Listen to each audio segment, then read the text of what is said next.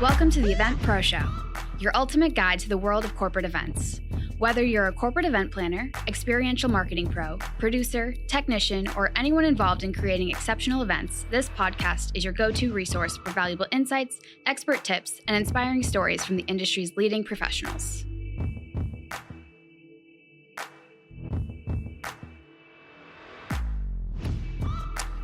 All right, well, thank you for joining us on the Event Pro Show. I am your host, and today we're talking about something that I'm excited about. I think a lot of times as event professionals, we spend tons of time on the front end, a lot of pre-production, planning, thinking about, talking to venues, talking to food and beverage, and all the things that go into making an event happen. But we're going to talk a little bit about things that happen inside of the event to make it exciting for the attendees. One of the words our guest uses on their website or phrases, interactive enhancements. I like that.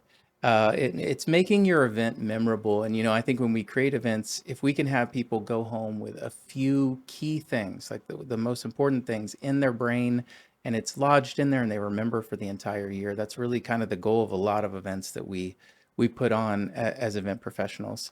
And so I'm going to do your bio now. Okay. Your awesome bio. Okay. Do it. Our do the guest. whole thing. Don't mess it up. Do the whole thing. Okay. Reading. Our guest is a professional speaker, corporate MC, and presentation skills trainer with a background in stand-up comedy. She's the founder and CEO, that's Chief Entertainment Officer at Ansley Corporate Entertainment, where she's been named Employee of the Month every single month in her business, the history of her business. That's amazing. Thank you. And she attributes her success to hard work, dedication, and to being the only employee.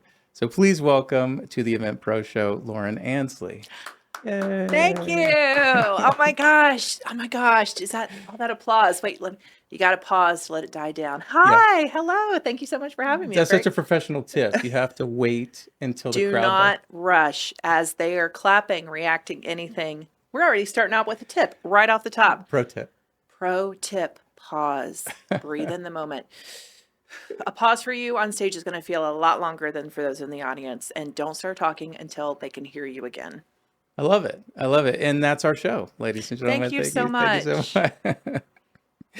All right. I want to start something that I like to, we've only done a few of these, but I think this is a question that I really like. What is the first event that you can remember attending? And I'm thinking, the farthest you can think back, just as an attendee going to an event.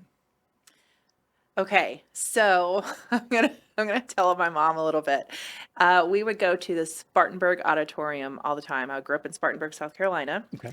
And we would go to these different plays and different events. And the one that I can remember the best was a Harry Connick Jr. concert. Oh. I went with my mom. I loved Harry Connick Jr. He had just come out with his new album, and it was going away from his traditionally more like jazz to very like upbeat, more mainstream.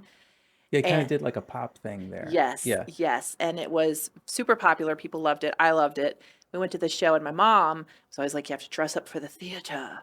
So I wanted to wear jeans. I wanted to be comfortable. And she was like, nope, you're wearing a skirt. It's a theater. You will respect the theater. So I had to wear this skirt, like my Sunday school clothes, to this concert. We get there. Everyone's wearing tank tops, T-shirts, jeans.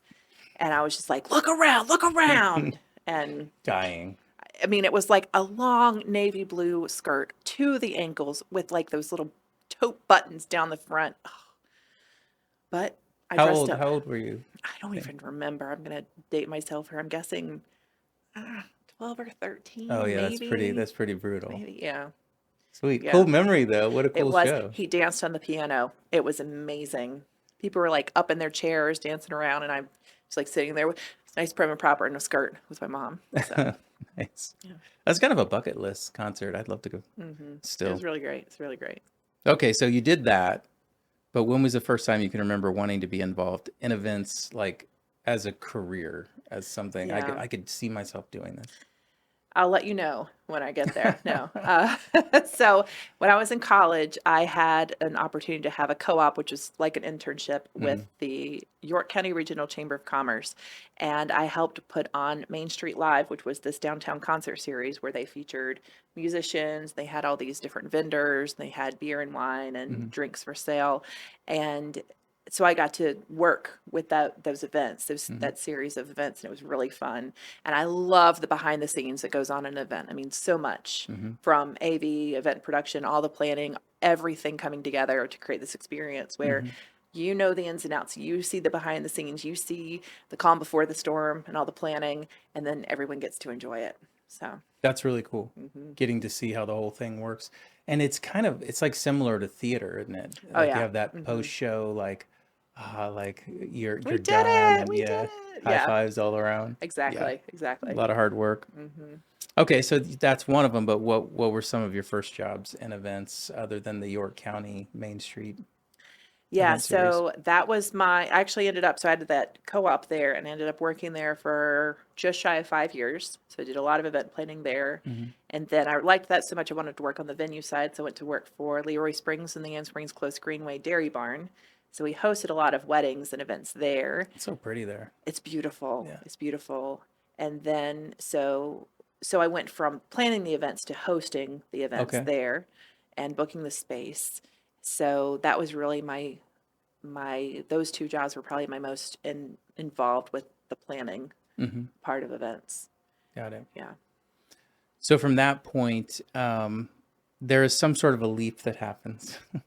So somewhere in there, comedy happens. And how Yeah. did that all dovetail together? And, how did that story kind of emerge? Yeah. So actually took a stand-up comedy class at the Comedy Zone here in Charlotte.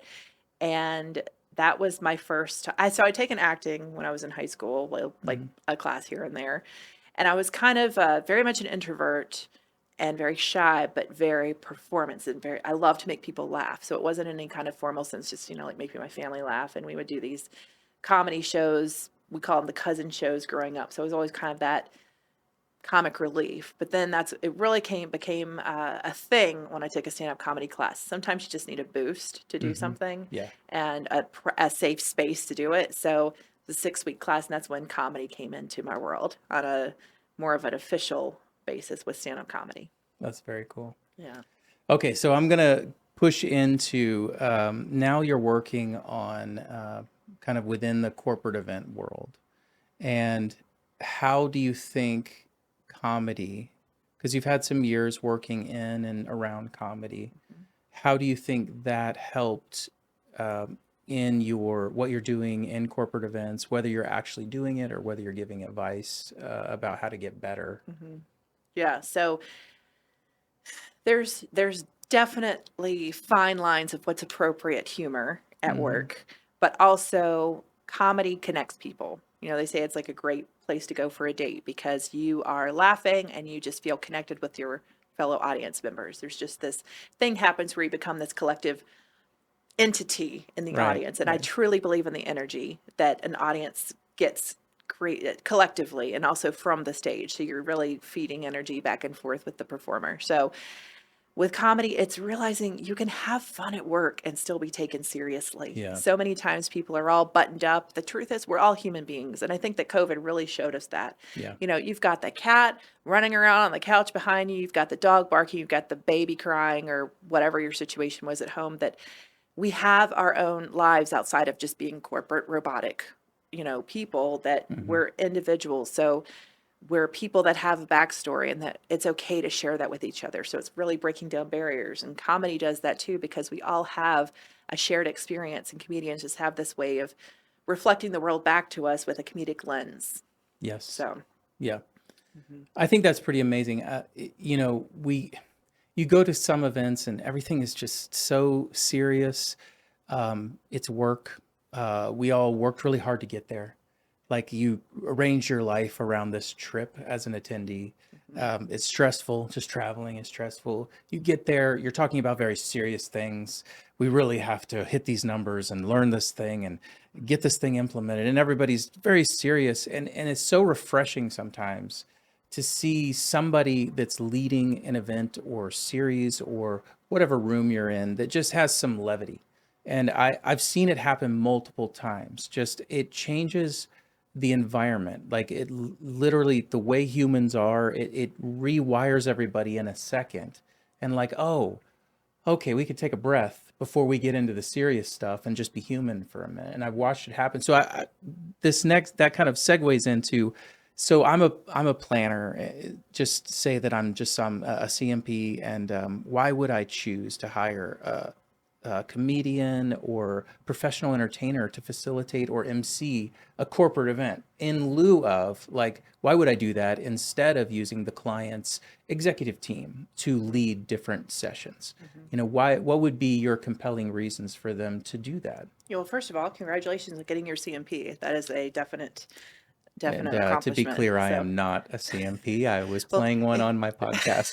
if you were, I would say, wow, that's great. That's good for you. But anyone watching, congratulations. Listening, congratulations. Quite an accomplishment. So I don't think you have to hire someone outside, but if you do, what you are doing is you're giving the people who are speaking and who are part of the event a break to be able to also be an audience member and not just be on the whole time. You have someone who's outside of the corporate culture who can have that comedic lens, again, coming back to them. You can help them laugh and just feel more connected to each other through laughter. Victor Borge, who was a famous Danish-American piano player and humorist, said laughter One is of my favorites, by the way. really? Yeah, Oh my absolutely. gosh, I Yeah. love him. Yeah, I yeah. love him. That's so awesome. Yes, the quote, my favorite quote of all time is from Victor Borge, and he said, laughter is the shortest distance between two people. So people are at work. We take ourselves very seriously, as we should. There's a time to be serious and a time to have fun.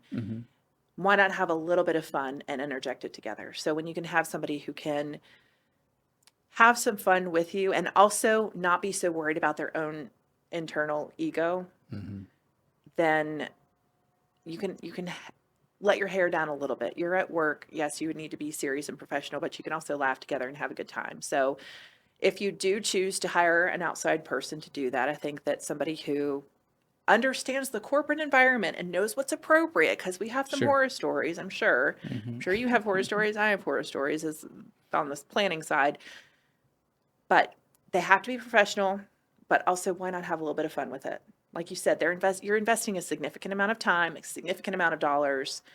People are leaving their family, they're taking trips, they're, the hotels, it's the stress of traveling in a lot of cases if you're not local within the area.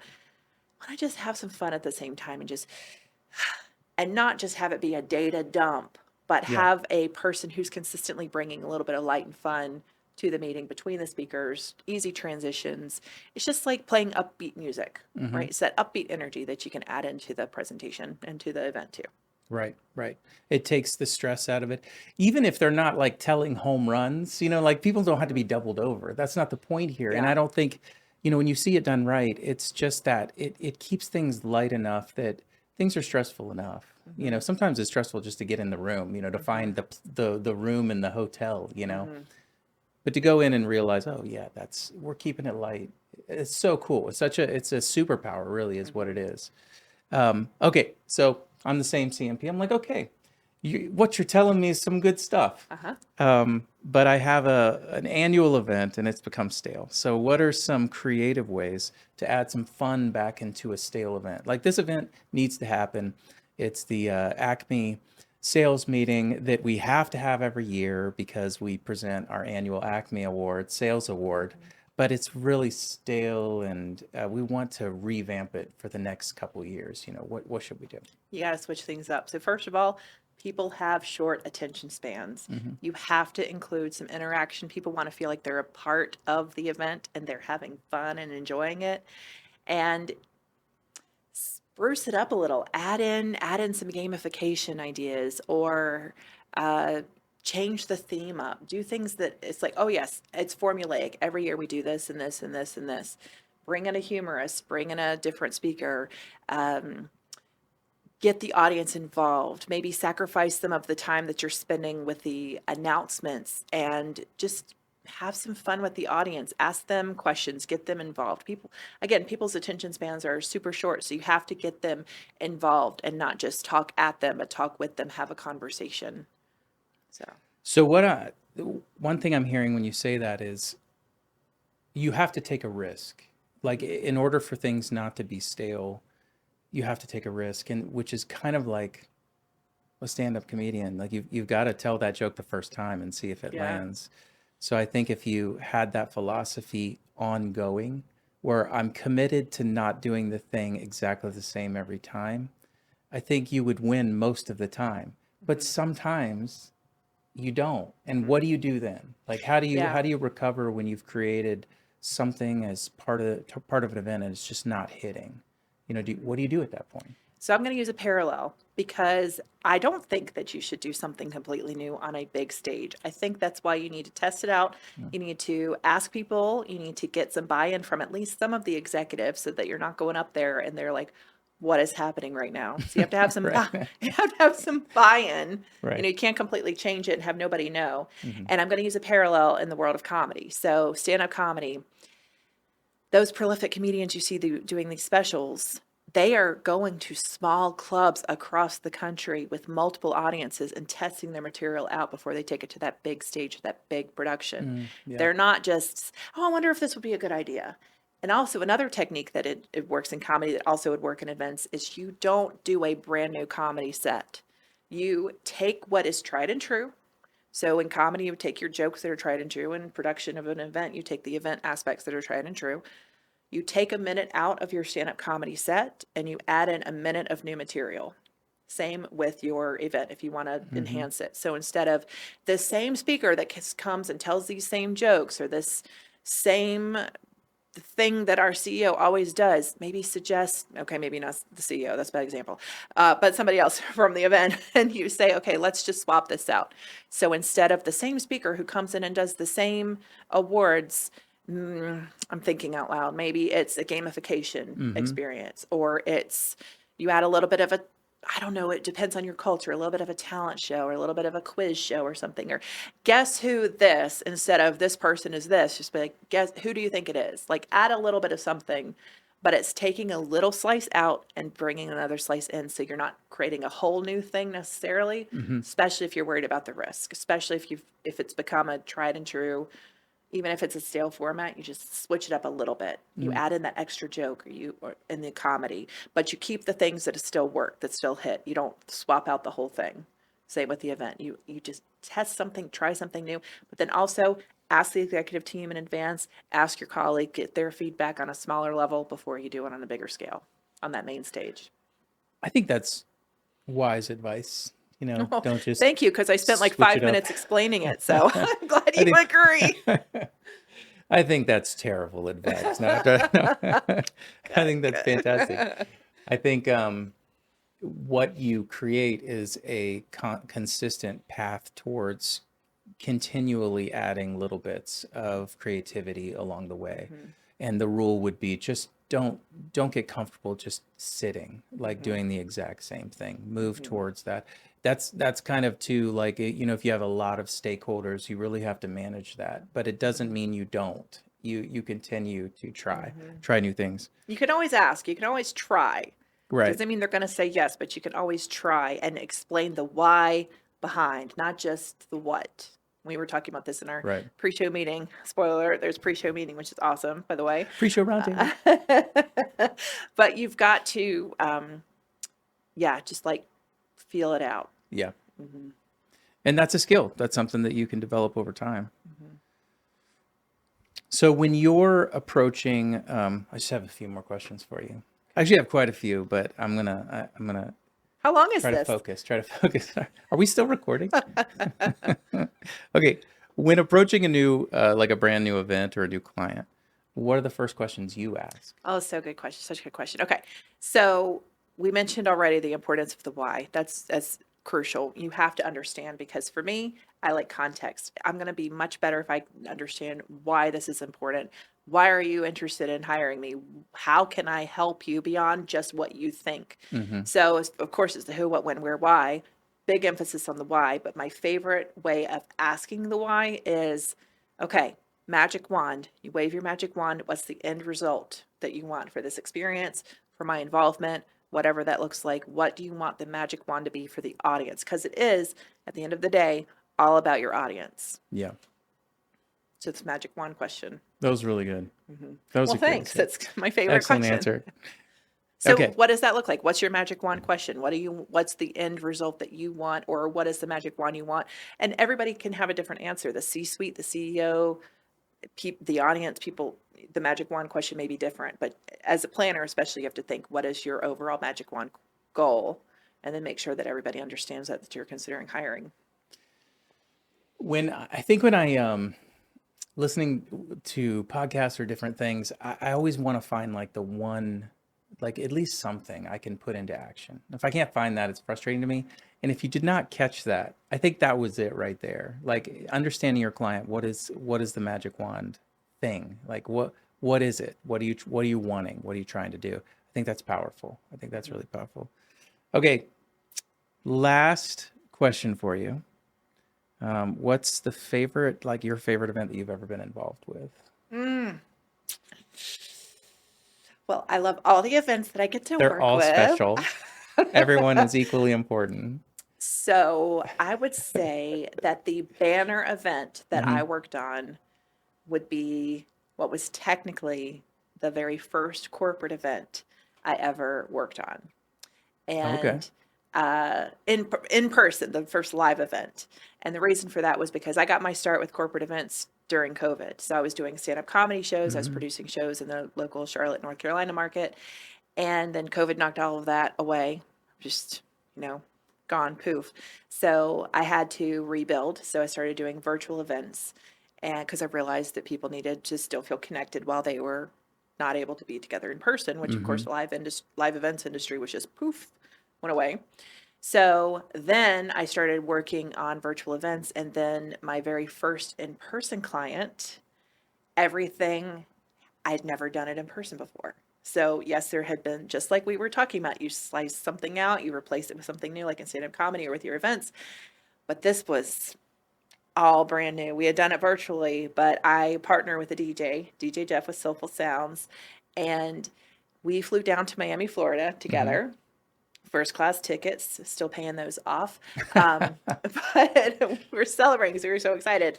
But went down to work with a client, and I emceed the event, and we did music bingo, and we did some team building activities in groups that rotated around the room. And then we Hmm. emceed their talent show at night and got to just experience all of them meeting about 150 of them. They were on the same team, but they never met in person because the team was created during COVID. Oh, So wow. we were charged with energizing, connecting, and being able to watch this happen. And then when we did our music bingo, sometimes we added a little something special, which is a risk, but it paid off. And it's a lip sync battle. So at the end of this music bingo Nice. experience, people are they volunteer. So there were 3 people that volunteer, and then they voluntold 2 people to join them, and they Hmm. became their own band. So they went outside, they got on costumes, they came back in, and they performed, and then you voted for your favorite for who was going to get the record deal. Yeah. But everything we did was the first time doing it in person. And they trusted us, and DJ Jeff got to play his music, of course, suitable for work, corporate friendly music. And I was emceeing the event, first corporate event I'd emceed. So that holds a special place in my heart and my mind as my favorite because we got to do so many things, and it was our first time technically doing it, even though we'd done most of these activities or as many as we could virtually beforehand. Hmm.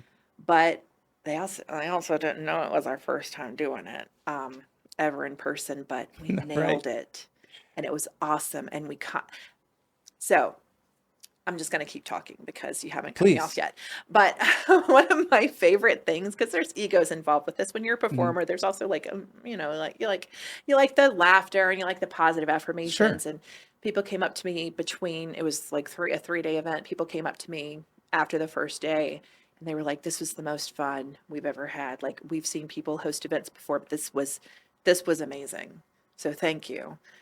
And it was answering the magic one question of these people haven't met in person. We want them to get connected because it's not just the information, it's the connections that happen too. So let's facilitate those. Hmm. And they held space for that. It wasn't just about information, update.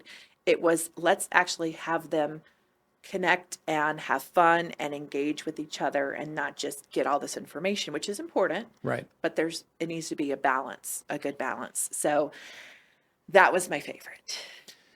Do you think that part of that experience, first of all, doing it, I think there's something to be said for having an opportunity and going for it. And a lot of times it does work out, especially like you spent years preparing for that is really what was going on there. Yeah. But you also sounds like you had client buy-in. Like you really, from the client side, you've really got to have support and they have to have that buy-in. If you don't, you're kind of like running uphill. So that can make an amazing event when the client's there for you too, like, oh, you're doing a great job. This is exactly what we want. So it's a know, like, and trust factor. And like I mentioned, your audience is the most important when you're doing like what I'm doing, entertainment or engagement at events. So you have two clients.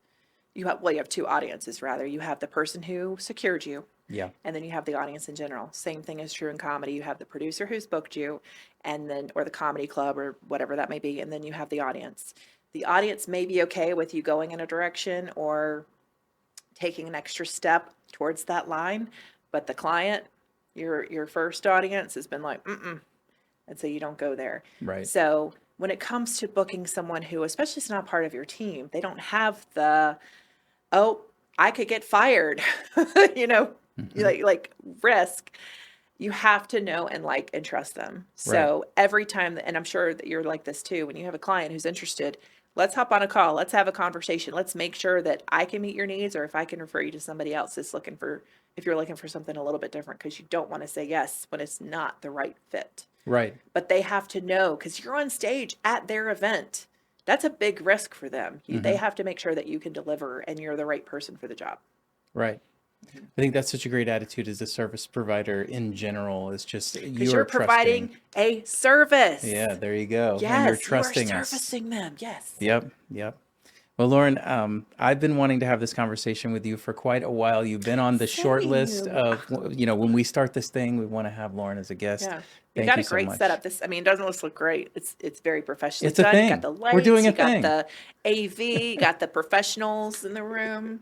Besides, okay. Well, I don't know. Surround yourself with professionals. But this has been great. Yeah. Well, thank you so much for being a guest. And thank you for joining us for another episode of the Event Pro Show. We're going to keep doing this, so keep tuning in, subscribe, or whatever button you have to click that you get a notification every time we put one out. Thank you for joining us, and we'll see you on the next one. Bye. To learn more about Lauren and Ansley Corporate Entertainment, head to ansleyentertainment.com. That's ANSLEY entertainment.com. The Event Pro Show is a production of LEMG. Video by Nick Barrett. Audio and post-production by Prince Thompson. You can learn more about us at lemg.live.